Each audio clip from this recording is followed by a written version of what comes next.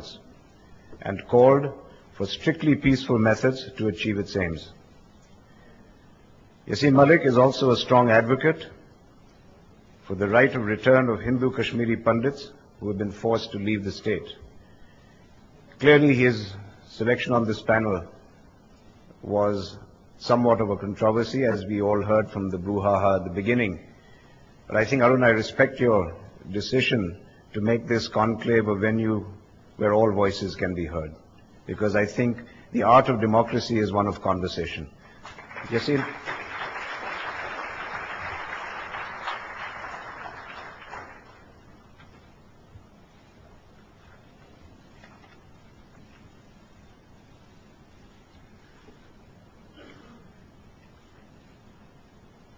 Distinguished ladies and gentlemen, I appreciate that this gathering is aimed to bring together leaders and thought leaders alike to discuss issues that plague our region and the world, with the hope that this dialogue is meant to offer all of us a chance to open our hearts and minds.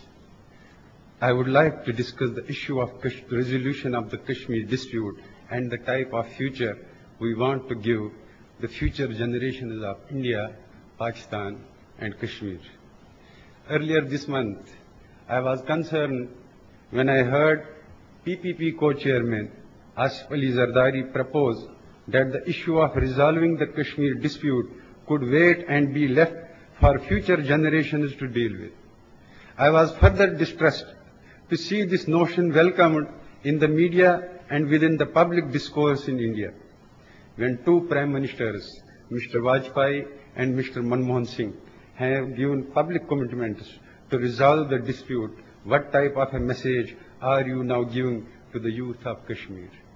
I see this as a recipe for disaster.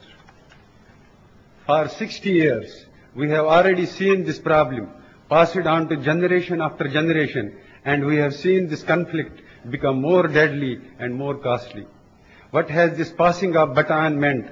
For the 60 years, 3 generations of Kashmir have suffered this conflict and the injustice that it represents. We have seen our nation divided and disputed between India and Pakistan. Kashmiris are the people from whom everything was taken, and still our voice, our aspirations, and are yet to be heard and accepted as legitimate and fair.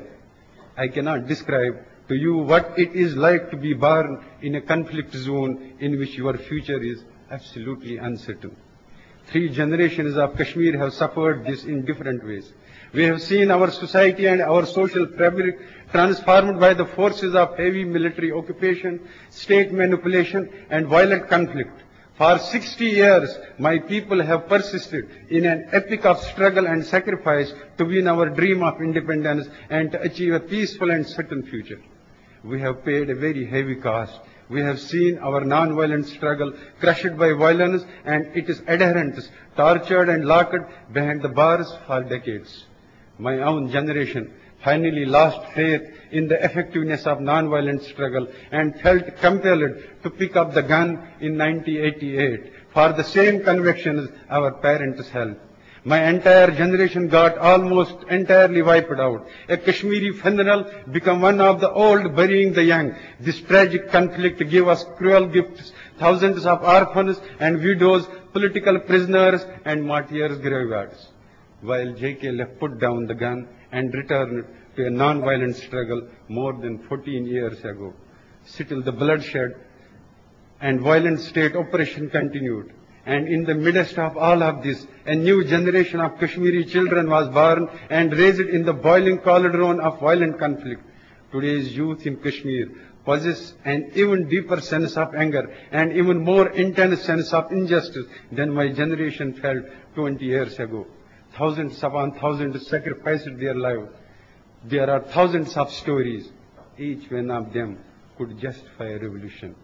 Mataye lohu kalam छिन गया तो क्या गम है कि खूनी दिल में डुबो ली हैं उंगलियां मैंने. The coming generation is closely watching our Gandhian-like non-violent struggle. They are watching ever so closely where our path of seeking negotiation to resolve this dispute will lead. It is heartbreaking that Kashmiri Muslims and Kashmiri Pandits, youth have grown up without each other's friendship. I am deeply worried that our culture of coexistence is under permanent threat if we are unable to end our separation soon. The longer this issue gets delayed, the more complicated it will become. Yet now in 2008, we are hearing that we should pass it on to yet another generation to deal with. And what has this passing of baton of the unresolved Kashmir dispute meant for the people of India and Pakistan? For 60 years, 3 generations of India and Pakistan have had to suffer the uncertainty of 4 wars, multiple crises, and the utter waste of resources. This has meant South Asia, home to 1 out of every 5 human beings in the world, has remained divided and unable to fully seize the opportunities of free trade and the free exchange of ideas and talent. The opportunity cost